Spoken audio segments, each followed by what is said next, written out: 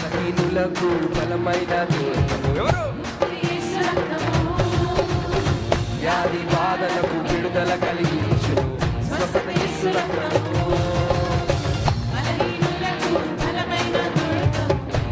యేసు రక్తము వ్యాధి బాధలకు విడుదల